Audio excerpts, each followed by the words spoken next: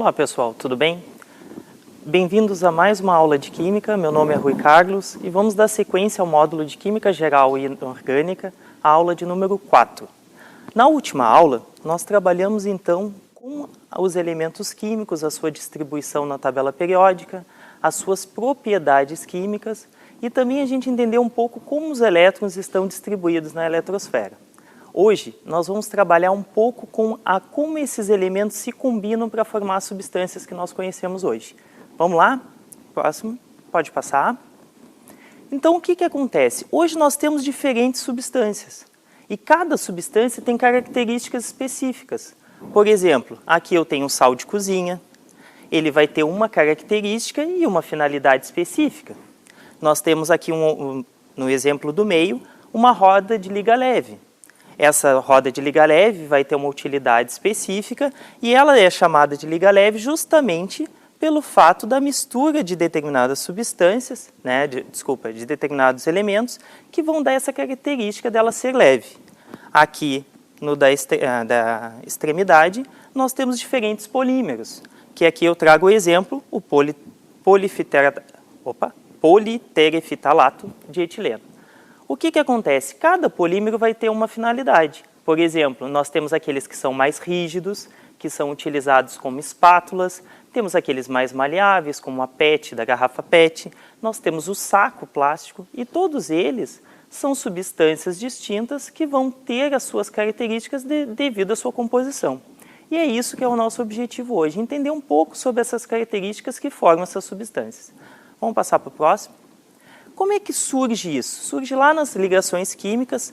Em 1916, Lewis e Cossel, estudando as características das substâncias, como os elementos tinham as suas características e como as substâncias, eles conseguiram, a partir de algumas determinadas observações, formular a sua teoria. Quais são essas características? Primeiro, que alguns elementos apresentavam tendência a doar elétrons. Lembra na última aula, quando eu falei sobre energia de ionização? O que é energia de ionização? É a energia necessária para eu retirar um elétron da camada de valência de um elemento. Alguns elementos possuem baixa energia de ionização, enquanto outros possuem uma alta energia de ionização. E isso é uma característica deles. Uma segunda é que alguns elementos apresentam a tendência a receber elétrons, que a gente chama dos ametais. Lembra que tem aqui a divisão entre os metais e os ametais? Então, esses primeiros que possuem tendência a doar são os metais, e aquele segundo que eu estou falando são os ametais. O que é essa tendência a receber elétrons? Lembra quando eu falei sobre afinidade eletrônica? O que é afinidade eletrônica? É a tendência do átomo, quando ele recebe esse elétron, de liberar energia. Essa energia liberada vai ser maior para os ametais e menor para os metais. Já outros elementos possuem a tendência a compartilhar os seus elétrons.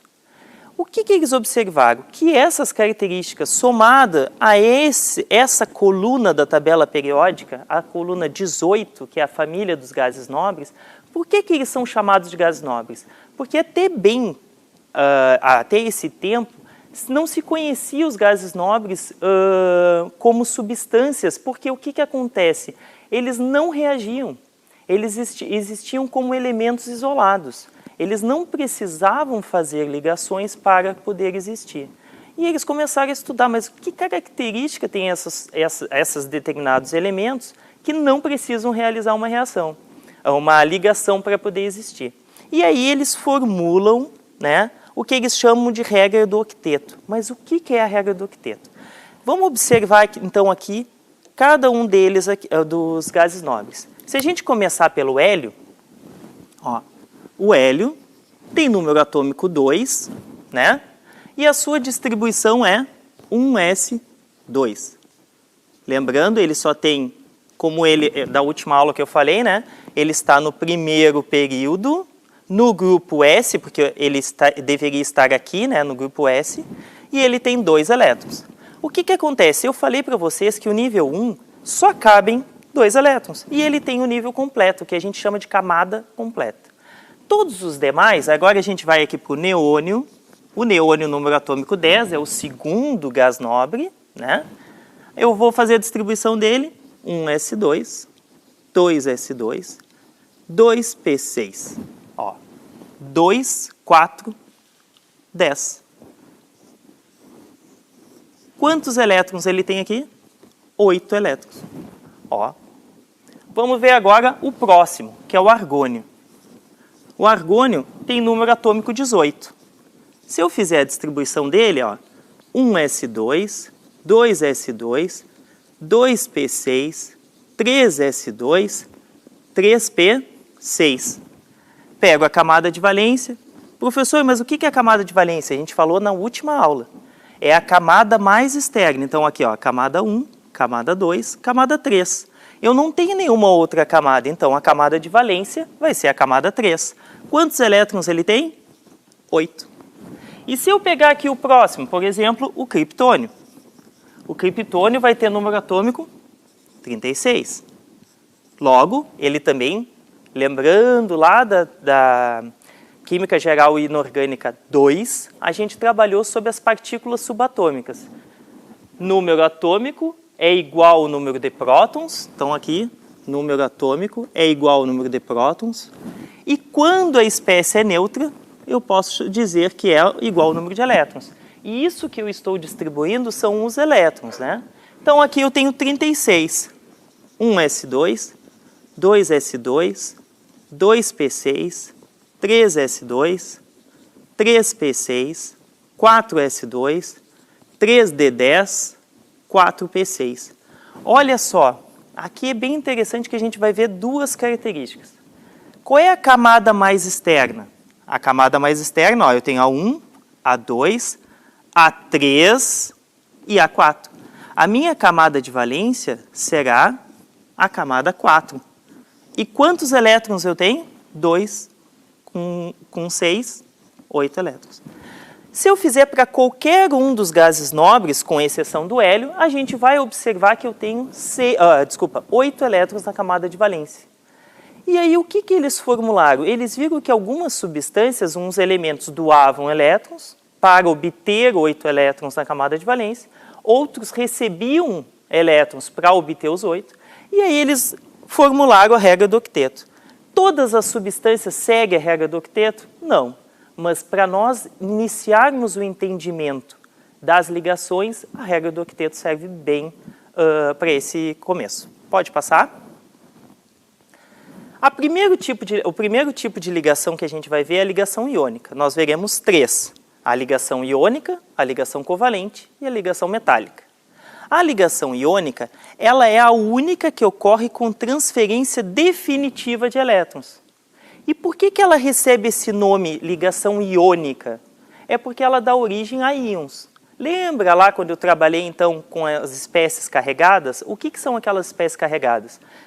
Eu tenho os íons, que podem ser partículas positivas ou negativas, sendo as positivas os cátions. O que quer dizer que ele é positivo? Quer dizer que ele tem excesso de carga positiva, ou seja, ele doou elétrons. O que é o ânion? O ânion é aquela espécie carregada negativamente. Se ele tem excesso de carga negativa, quer dizer que ele ganhou elétrons.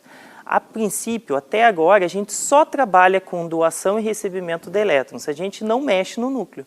O núcleo ainda está caracterizando o elemento, então a gente não mexe lá nos prótons. Tranquilo?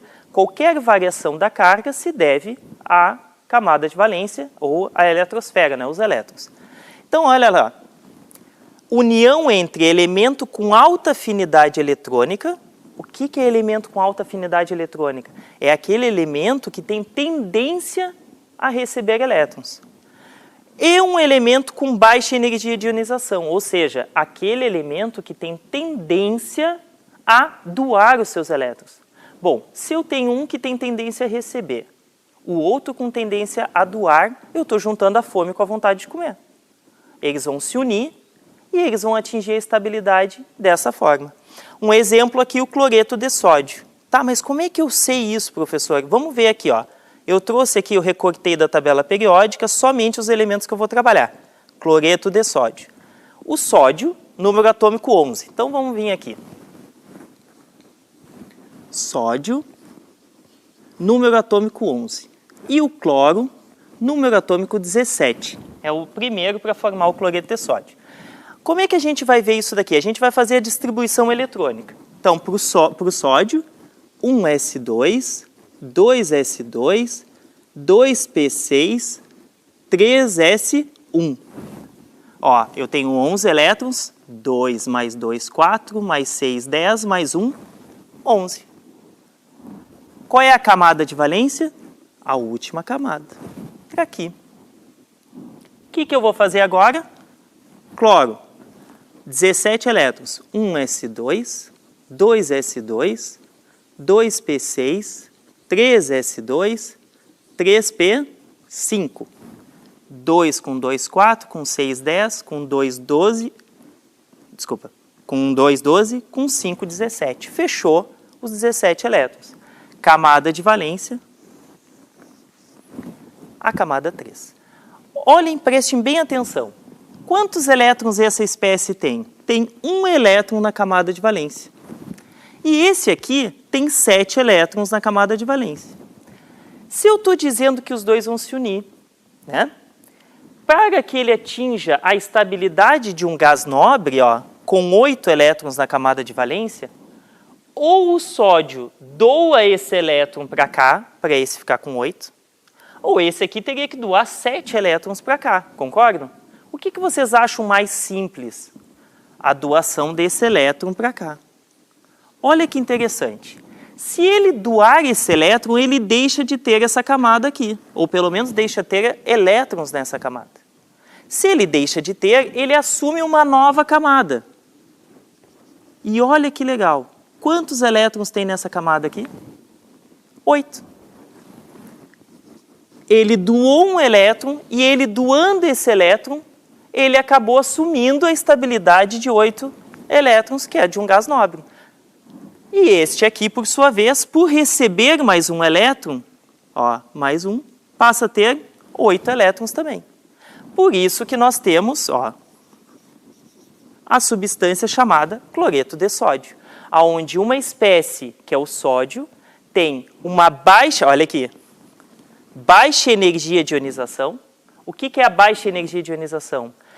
A energia para retirar um elétron da sua camada de valência é baixa.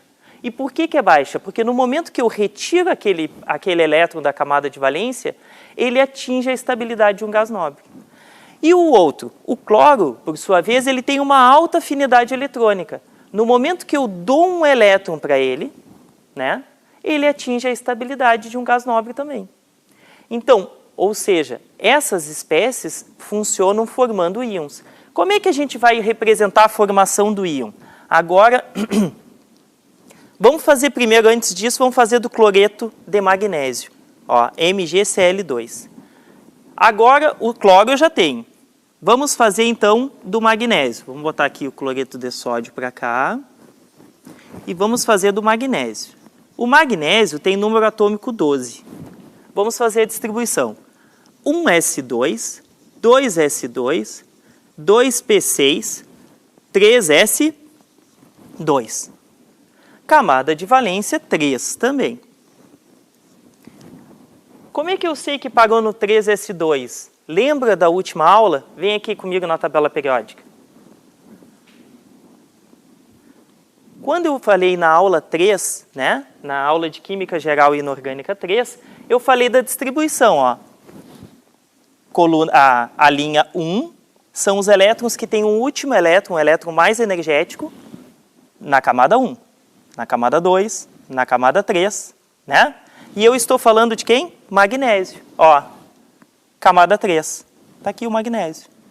Então, o último elétron dele está na camada 3, no subnível S, porque aqui é o subnível S, com 2 elétrons, porque ele está na segunda coluna.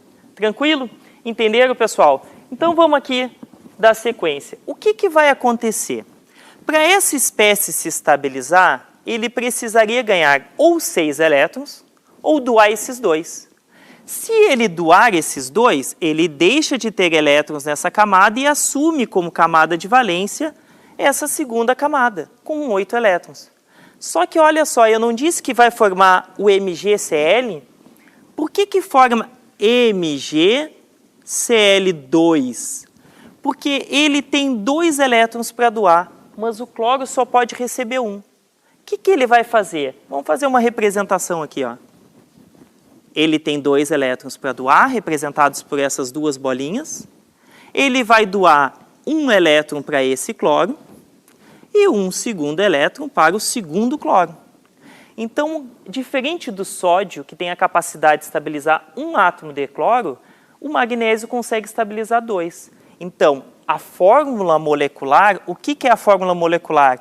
Que é a composição dos elementos que formam aquela substância, vai ser MgCl2. Porque para cada 1 magnésio, eu preciso de 2 átomos de cloro. Ficou tranquilo isso aí? Então, vamos para a próxima. Pode passar. Pode passar. Agora, vamos falar da determinação da fórmula mínima. O que é a fórmula mínima? Eu disse para vocês, ó, que esse sólido, vamos mostrar aqui, ó, que fica mais claro. Olha essa estrutura aqui. Isso daqui é um cubo, né? Onde eu tenho várias bolinhas e cada bolinha de uma cor. Só que eu tenho assim, ó, desculpa, só tem 2 cores, tá? O que acontece? Este aqui só pode estar do lado de uma bolinha que é de uma cor diferente da dele. E assim sucessivamente, intercalando as cores. Por que ocorre isso daqui? Olha, vamos voltar aqui. Essa espécie, o sódio, quando doou 1 elétron, ele tinha, ó, 11 prótons no núcleo e continua, porque eu falei para vocês que o número de prótons não mudou. Mas quando ele doou o elétron, ele tinha 11 elétrons, mas como ele doou, ele ficou com 10. Se ele doou uma carga negativa, o que vai acontecer? Ele vai ficar com uma carga positiva. Então, eu tenho sódio mais. O que é o sódio mais? É um cátion, né? É um íon. A mesma coisa vai acontecer com o cloro. O cloro, posso representar aqui, ele tinha 17 prótons no núcleo e permaneceu com os 17 prótons. E agora com 18 elétrons. O que quer dizer esses 18 elétrons, gente? Quer dizer que ele antes tinha 17, quando era neutro, ganhou 1 e ficou com uma carga negativa. Então, como é que eu vou representar ele? Olha só, eu tenho 2 espécies com cargas opostas. Lembrando que cargas opostas se atraem e cargas iguais se repelem, como é que ele vai se organizar nesse sistema aqui? Eu vou ter uma carga positiva e uma carga negativa, uma carga positiva e uma carga negativa. Isso vai formar um cristal, né? Só que o que acontece? Quando eu tenho uma substância iônica, eu tenho vários átomos de cloro e sódio formando aquele cristal. Quando eu me refiro agora, voltando à fórmula mínima, é a menor proporção entre eles. Se eu estiver falando desse cristal, eu tenho N número de átomos. O que é N? É um número muito grande. Aqui, quando eu representei para vocês, ó, aqui eu representei a menor proporção deles. 1 de magnésio para 2 cloros. Tranquilo? Essa é a fórmula mínima. Mas, professor, eu tenho... e se eu me complicar? Olhem só, tem uma dica. Aqui está o cátion, representado pela letra A com uma carga positiva. E aqui eu tenho o ânion, representado pela letra B com uma carga negativa. Como é que eu vou saber a proporção correta entre eles? Eu vou fazer o seguinte. Ó, o meu cátion com uma carga positiva, qual é o X que eu estou representando, e o meu ânion com uma carga negativa. Como é que eu vou representar, saber qual é? Eu pego a carga desse daqui e passa a ser índice desse. A carga desse aqui passa a ser índice desse. E aí eu acho a proporção. Ó, a proporção entre essas espécies é AY, BX. Professor, eu não entendi nada. Calma. Vamos fazer agora num exemplo real. Potássio e oxigênio. Tá? Vamos lá. Potássio número atômico 19. Oxigênio, número atômico 8. Professor, da onde tu está tirando esses números? O exercício me deu, tá? Mas eu posso pegar lá na tabela periódica. Olhem aqui comigo. Ó, potássio, número atômico 19. Massa 39. Oxigênio, número atômico 8. Massa 16. Tranquilo? Professor, como é que tu sabe quem é quem? Porque aqui tem uma legenda. Isso a gente viu na aula número 3, tá? Então vamos fazer a distribuição disso daqui. 19 elétrons, 1s2, 2s2, 2p6, 3s2, 3p5, 3p6 são 19, 2, 4, 10, 12, 4s2, 2, 4, 10, 20. Aqui. Fechou os 19. Para esse aqui, 1s2, 2s2, 2p4. Olha só, pessoal. Essa espécie aqui tem camada de valência com 1 elétron. Ele é um metal e a gente viu que os metais têm tendência a doar o seu elétron. Então ele vai assumir uma carga positiva. Qual é a carga positiva? Se ele tem 1 elétron para doar, ele vai assumir uma carga de mais 1. Professor, por que mais 1? Gente, se ele era neutro, era porque o número de prótons no núcleo era 19. E o número de elétrons na eletrosfera também 19. Mais 19 com menos 19, a carga era 0. No momento que ele doa um elétron, ele permanece com os 19 prótons no núcleo, só que agora ele tem 18 elétrons na eletrosfera. Ele assume uma carga positiva. Tranquilo? Agora vamos ver o oxigênio. Camada de valência 2. Quantos elétrons ele tem na camada de valência? 6. Tá, e o que acontece? O oxigênio é um não metal e ele tem, ao contrário desse que tem tendência a doar, ele tem tendência a receber elétrons. Se ele tem tendência a receber elétrons, ele precisa receber quantos? 2. Se ele receber 2 elétrons, ele fica com excesso de carga negativa. Então ele vai ficar com quanto? O menos 2. Por quê? Porque ele precisa receber 2. Se ele receber 2 elétrons, ele fica com menos 2. Agora eu acho a proporção entre eles. Ó. Este vem para cá e este vem para cá. Como é que é a fórmula disso daqui? K2. Ó, olha só. Cada potássio, cada oxigênio precisa de 2 potássios. Por quê? Cada potássio tem 1 elétron para doar. E o oxigênio precisa de 2, então ele precisa de 2 potássios para doar para ele os elétrons. Tranquilo? É isso que a fórmula mínima vai me dizer. Tá? Quais são as características desse tipo de ligação iônica? Gente, vocês, quando pensar em ligação iônica, pensa no sal de cozinha. Como é que é o sal de cozinha? Ele é sólido à temperatura ambiente. Todos? Não, mas a grande maioria é. Nós temos os líquidos iônicos, que são substâncias iônicas, líquidas à temperatura ambiente, mas em geral são sólidos à temperatura ambiente, como o sal de cozinha. Aqui eu tenho representação de 4 sais, ó, todos muito parecidos com sal de cozinha, só que com coloração diferente. Da onde vêm essas cores? Devido aos metais que estão envolvidos. Apresenta elevada temperatura de fusão e ebulição. Por que isso, pessoal? O que é a fusão e ebulição que a gente viu na aula 1, tá? De Química Geral Inorgânica 1?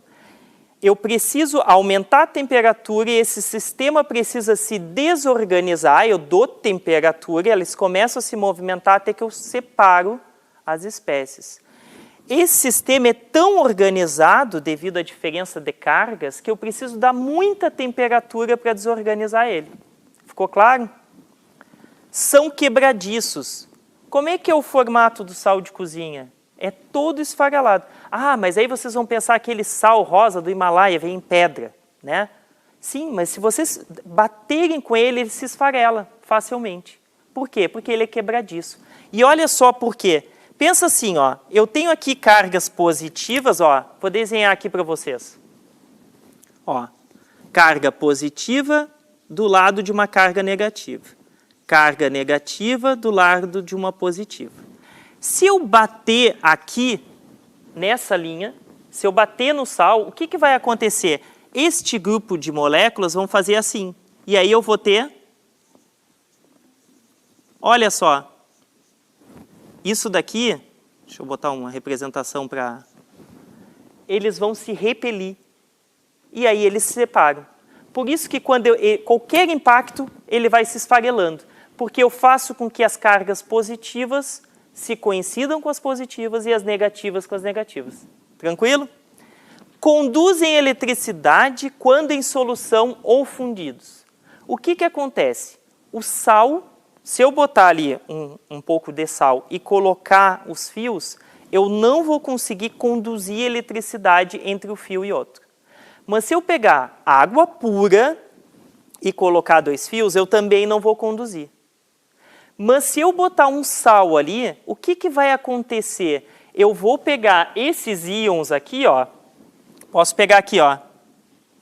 Esses íons vão se separar, formando o ânion e o cátion. E aí eles são responsáveis por conduzir a eletricidade. Aí tu vai dizer lá, ah, professor, mas água não conduz eletricidade? E na piscina? Na piscina não tem cloro? Na água que a gente bebe não tem cloro? Na água do mar não tem sal dissolvido? Então, ou seja, eu sempre vou ter alguma coisa que pode conduzir eletricidade. A água não é um bom condutor de eletricidade quando pura. Então, os sais, as substâncias iônicas, são em solução, conduzem, ou fundidos. O que é fundidos? Se eu aumentar e alcançar a temperatura de fusão, promovendo que ele passe do estado sólido para o líquido, e eu testar a condutividade, ele vai conduzir eletricidade. E a grande maioria é solúvel em água e solventes polares. O que são solventes polares? Na próxima aula a gente vai falar sobre isso. Mas tem a ver com, por exemplo, a água é polar e o óleo é apolar, e eles não se dissolvem. O que for polar se dissolve em água e o que for apolar se dissolve em óleo. Tá? Mas isso a gente vai trabalhar na próxima aula. Na aula de número 5. Vamos passar para o próximo, por favor? Então tá, pessoal. Outra questão aqui.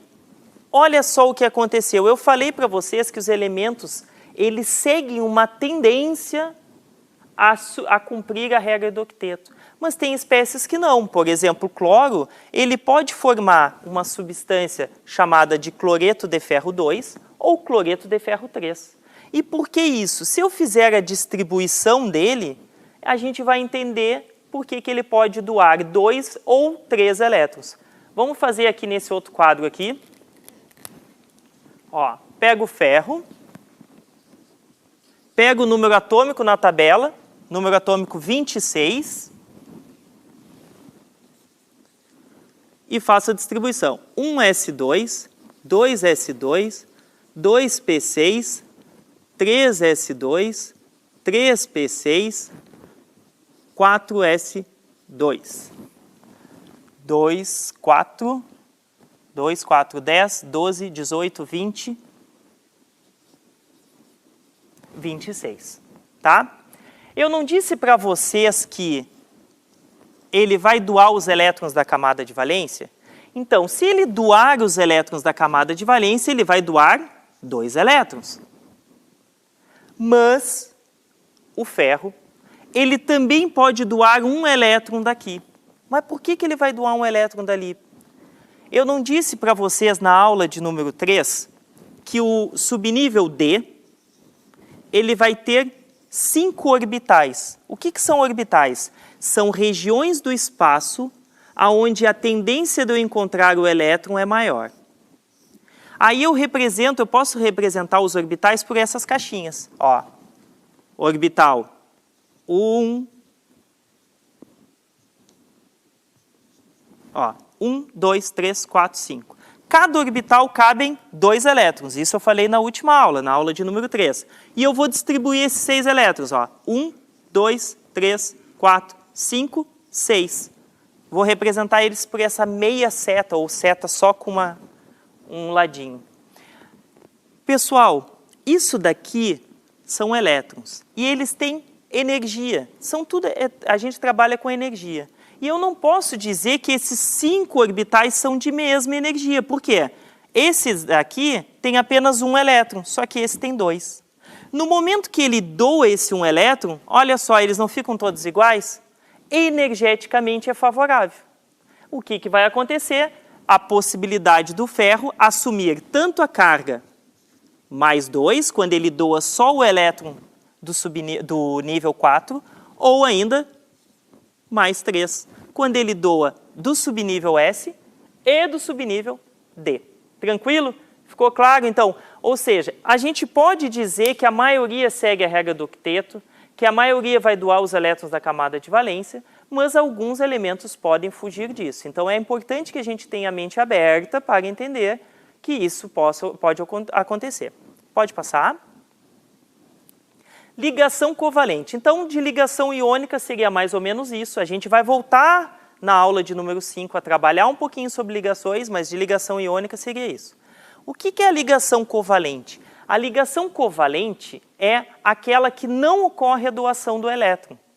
Eu vou unir duas espécies que precisam de elétrons. Ó, são a união entre elementos com alta afinidade eletrônica, ou seja, aqueles que têm capacidade de receber elétrons. Se eu vou unir 2 que precisam, um não pode doar para o outro. Aí eu tenho aqui várias substâncias, ó. O gás cloro, o gás oxigênio, o ácido clorídrico ou cloreto de hidrogênio. E como é que eles vão estar ligados? Olha só, vamos fazer aqui, por exemplo, do gás cloro. O gás cloro, que é o Cl2, né? Ele vai ser formado por 2 átomos de cloro. Mas vamos fazer a distribuição do cloro. O cloro, número atômico 17, que a gente já tinha feito, 1s2, 2s2, 2p6, 3s2, 3p5. Eu vi que ele tem 7 elétrons na última camada. Ele precisa de um elétron para se estabilizar. Então, o que eles vão fazer? Eu vou desenhar esse cloro com seus 7 elétrons. Ó. Só os elétrons, ele só tem 7? Não, ele tem 17, mas eu vou representar, isso daqui é a representação de Lewis, tá? Eu vou representar somente os 7 elétrons da camada de valência. E vou desenhar o outro, também com seus 7 elétrons da camada de valência. Ó, o que é a ligação covalente? É o compartilhamento de elétrons. Cada cloro precisa de um elétron. Eles vão se unir e cada um vai entrar com um elétron compartilhando, formando uma ligação. Essa ligação, se eu olhar aqui, ó, quantos elétrons aquela espécie tem? 1, 2, 3, 4, 5, 6, 7, 8. Ó, estabilidade de um gás nobre. Se eu tapar esse aqui, é a mesma coisa, ó. 1, 2, 3, 4, 5, 6, 7, 8. Também estabilidade. Então, o que acontece? Eles não doam um elétron para o outro. Eles compartilham. Isso é o característico da ligação covalente. A mesma coisa vai acontecer com o gás oxigênio. Só que no caso do gás oxigênio, quando a gente fez a distribuição aqui, a gente viu que ele precisa de quantos elétrons? Se ele tem 6, para atingir os 8, ele vai precisar de mais 2. Então, como é que eu vou representar essa ligação? Ó, pego o oxigênio, represento os 6 elétrons que ele tem, 1, 2, 3, 4, 5, 6, e represento o outro oxigênio, 1, 2, 3, 4, 5, 6. E o que eles vão fazer? Eles vão compartilhar 2 elétrons.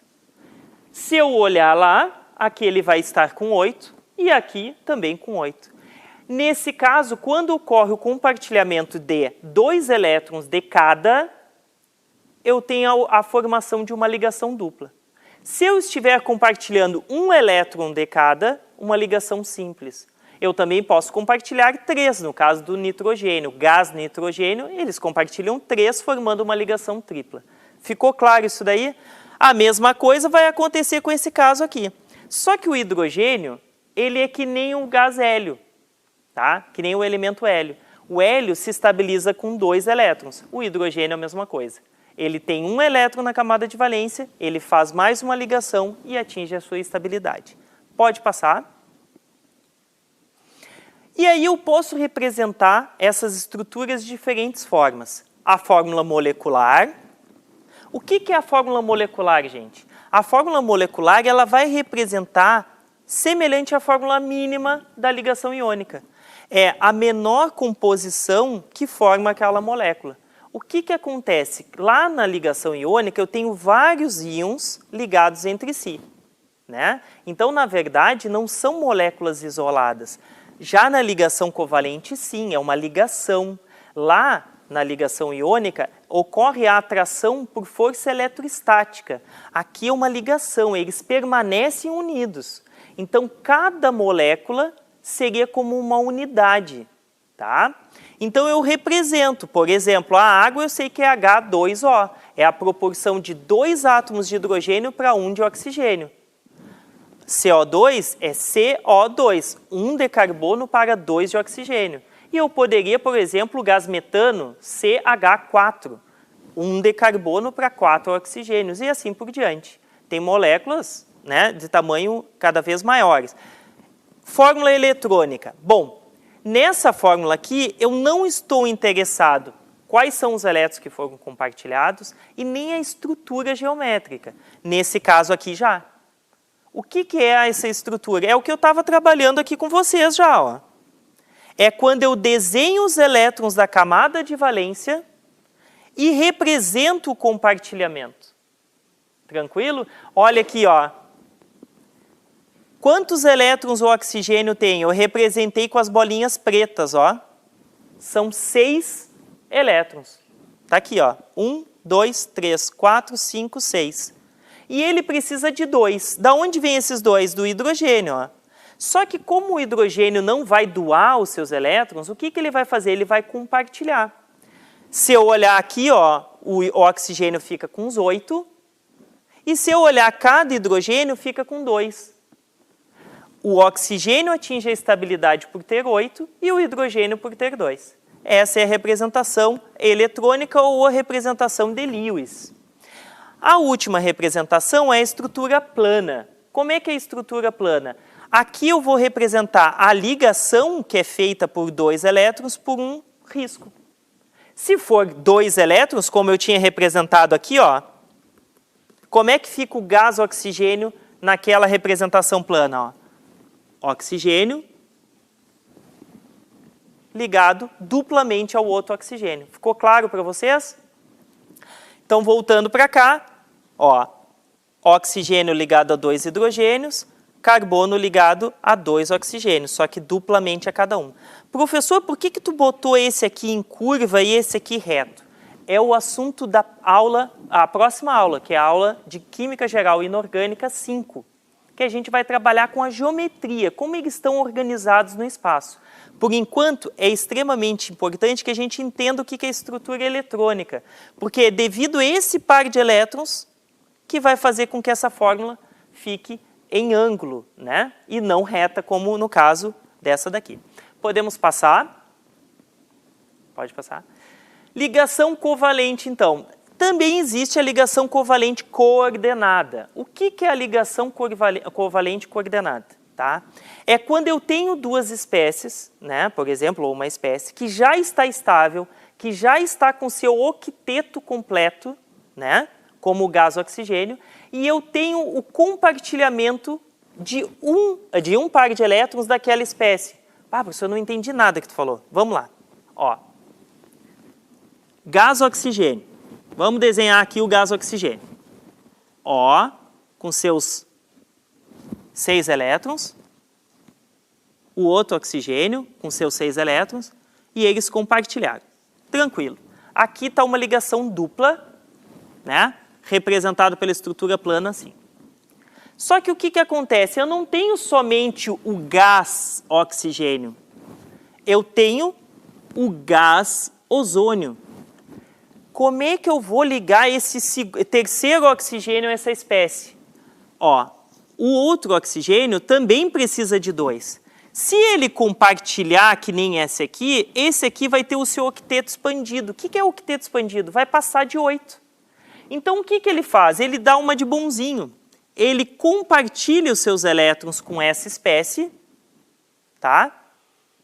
Formando uma ligação. Como é que eu vou representar esses 3 aqui? Dessa forma, ó. Ele está ligado duplamente a esse e de forma simples a esse aqui. Tá? Então, eu tenho a ligação simples entre esse e dupla entre esse. Ah, professor, mas é sempre assim? Não. Existe um efeito de ressonância. O que é o efeito de ressonância? Agora vamos prestar bem atenção aqui em mim. Cada ligação tem um comprimento. Tá? Quando eu estou comparando a ligação entre 2 elementos iguais, tá? Por exemplo, aqui uma ligação simples entre 2 oxigênios e uma ligação dupla entre 2 oxigênios, ou seja, é o mesmo tipo envolvendo o mesmo elemento. A ligação simples ela é mais longa do que a ligação dupla. Tá? Isso por quê? Por efeitos energéticos. Tranquilo? Se eu for olhar o comprimento dessa ligação é igual. Ué, mas se aqui tem uma simples e uma dupla? Justamente pelo efeito de ressonância. É como se essa ligação não fosse bem dupla. Ela seria algo entre a dupla e a simples. E essa daqui, algo entre a dupla e a simples. Então, o que é a ressonância? Eu não posso representar assim porque a forma correta pode ser essa. Ou, na verdade, a forma correta é as duas juntas. Isso é o efeito da ressonância. Várias substâncias têm esse tipo de efeito. Tranquilo? Como é que eu poderia representar isso daqui de forma um pouco mais correta? Assim, ó. Oxigênio, ligado ao oxigênio, ligado ao oxigênio.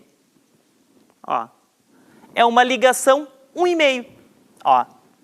Essa ligação é igual a essa. Ela não é dupla, mas também não é simples. Ela é um intermediário entre as duas.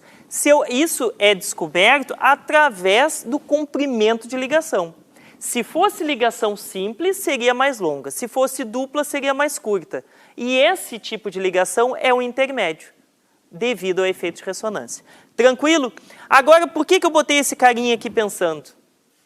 Professor, qualquer elemento pode fazer esse tipo de ligação covalente coordenada? Não. Eu tenho elementos que atingiram o seu octeto, tá? E ele doa um par de elétrons. Ficou claro? Tranquilo. Então vamos passar. Aqui tem outros exemplos, tá, pessoal? Mas não vamos deter tanto a exemplos. Pode passar. Ainda sobre as características das ligações. A gente viu a característica da ligação iônica. Agora as características da ligação covalente. Eles são isolantes quando sólidos ou líquidos, geralmente. Nós temos os semicondutores que podem ser utilizados para conduzir eletricidade. Mas geralmente quando sólidos ou líquidos, são isolantes ou não bons condutores. Nas condições ambientes, pode estar nas mais diferentes formas. Por exemplo, a água, a temperatura ambiente é líquida. O grafite, que é formado, aqui está o exemplo, ó, grafite é sólido, né? Eu posso ter, por exemplo, o gás oxigênio, é por ligação covalente, é gás a temperatura ambiente. Então, eu posso ter nos 3. Diferente das substâncias iônicas, que geralmente estão no estado sólido, esse aqui eu posso encontrar nos 3 estados. Solubilidade. A solubilidade dos compostos iônicos geralmente são solúveis em água, né? Em solventes polares. Aqui pode ser as mais variadas. Um exemplo é que a água é unida por ligação covalente e o óleo é unido por ligação covalente. Ou seja, são formados pelo mesmo tipo de ligação, mas um não é solúvel no outro. Ionização de substâncias moleculares em água. O que é isso daqui, pessoal? A gente vai trabalhar isso mais propriamente quando a gente entrar lá adiante em funções. Mas só para adiantar, lembra que eu falei que a água não é uma boa condutora, mas quando eu boto sal, se dissolve? E aí o que acontece? Eu tenho a condução de eletricidade. não necessariamente precisa ser só substâncias iônicas. Existem substâncias moleculares, como cloreto de hidrogênio ou gás ácido clorídrico, gás cloro. Quando eu dissolvo essa espécie que é formada por uma ligação covalente, ele se ioniza. Lá era dissociação. Eu tenho íons que se dissolvem e se separam. Então é dissociação, eles se separam só. Aqui é ionização, eu gero íons. Então, para não adiantar, só para vocês saberem que existem substâncias moleculares que, quando dissolvidas em água, sofrem ionização. Vamos adiante? E o último tipo de ligação, que é a ligação metálica. Gente, a ligação metálica é a mais simples. Ela, ó, os materiais metálicos são formados por substâncias simples, ou seja, formados por um único tipo de átomo. Então, o que seria, por exemplo, uma barra de ferro? São vários átomos de ferro unidos. Só que eles estão unidos na sua forma elementar, na sua forma neutra? Não. Eles estão representados como cátions. Lembra que os metais têm tendência a doar os seus elétrons? Então, o que eles fazem? Eles se unem, doam seus elétrons, formando cátions, e esses elétrons ficam como se fosse um mar de elétrons. Professor, mas o que é um mar de elétrons? Esses elétrons eles ficam circundando a eletrosfera de todos os cátions que estão ali presentes. Por isso que os metais têm tendência a ser bons condutores de eletricidade. O que é eletricidade? Não é um movimento ordenado de elétrons, vocês vão ver bastante lá na física. O que é isso daqui? Uma barra de ferro tem a capacidade de ter esse movimento dos elétrons. Tranquilo? Pode passar. Características da ligação metálica. Condutividade elétrica e térmica. A gente sabe, né? Por exemplo, se eu colocar uma panela lá no fogo, em cima do fogão, se eu tocar na panela eu me queimo. Se eu tocar nas alças que não são metálicas, eu não me queimo. Mas olha que estranho, é que o metal conduz melhor a temperatura, então é um bom condutor térmico. E a eletricidade? É só a gente pensar por que os fios são metálicos, né? São de cobre. É porque ele conduz bem a eletricidade, justamente por causa dessa maleabilidade, dessa possibilidade de movimentação entre os elétrons. Maleabilidade. O que é maleabilidade, gente? É a possibilidade de eu fazer uma faca. Eu aqueço o metal, bato e eu consigo forjar aquele metal para gerar uma faca ou gerar uma espada, enfim. Ductilidade. O que é essa palavra tão diferente? É a capacidade de formar fios, né? Então, eu posso formar fios de metal e eles vão ter um certo movimento, né? E eles vão ser bons condutores. Estados físicos, geralmente sólido a temperatura ambiente. Sempre? Não. O mercúrio mesmo não é. E o que são as ligas metálicas? Até então, eu estava falando de metais formados por exemplo, só ferro, só cobre, ou, enfim, ouro. A liga metálica é quando eu misturo, aqui embaixo, ó, nessa tabela, é quando eu misturo mais de um elemento porque eu quero dar uma finalidade. Por exemplo, o ouro 24 hoje em dia já não se encontra utilizando ele como joia. O que é o ouro 24? O ouro 24 é o ouro puro. Só que o ouro puro, ele é muito macio. Então, se colocasse essas pedras, cai as pedras, ele se deforma. Então, o que se faz hoje em dia? Se adiciona outros metais, geralmente prata, né, diminuindo a concentração de ouro, mas aumentando a dureza. Então, o que é o bronze? Ó? A mistura de cobre com estanho. O aço inoxidável, ferro, carbono, cromo e níquel. Então, eu misturo elementos, né, em determinadas proporções para dar uma característica que eu quero naquela substância. Tranquilo?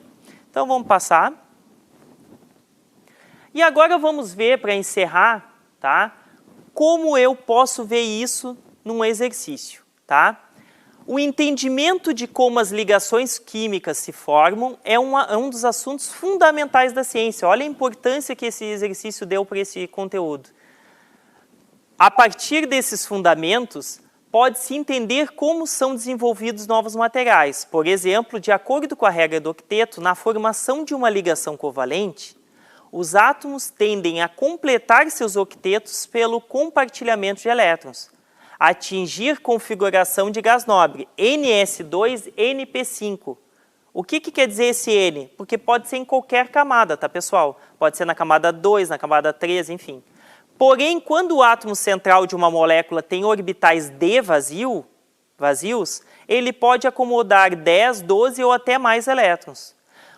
Os elétrons dessa camada de valência expandida, ou seja, tem mais elétrons, podem estar como pares isolados ou podem ser usados pelo átomo central para formar novas ligações. Tudo isso é para fazer a seguinte pergunta. A estrutura que representa uma molécula com octeto expandido, ou seja, exceção à regra do octeto, é. Preste bem atenção aqui. Como é que a gente vai fazer isso daqui, pessoal? Tá? A gente pode fazer a distribuição dos elementos, né, e ver como vai se dar essas ligações. Eu não vou fazer para todos pelo tempo, mas é o PCl5. Como é que eu vou fazer isso aqui? Só para concluir. Vem aqui rapidão. Número atômico do fósforo 15, tá? Então, 1s2, 2s2, 2p6, 3s2, 3p1. 2, 4, 10, 12, não, me perdi. 2, 4, 10, 12, 3. Aqui fechou 15. O que acontece aqui, pessoal? Quantos elétrons essa espécie aqui ele vai precisar? Para completar o seu octeto, ele tem 5, precisa de 3. Se eu olhar aqui, ó, ele teria que compartilhar 3 elétrons e ele está com 5, compartilhando 5, com 5 cloros. Então, ele vai expandir seu octeto. Tranquilo? Pessoal, se não entenderam, voltem à aula lá no YouTube, assistam novamente para ficar mais claro. Um forte abraço e até a próxima aula.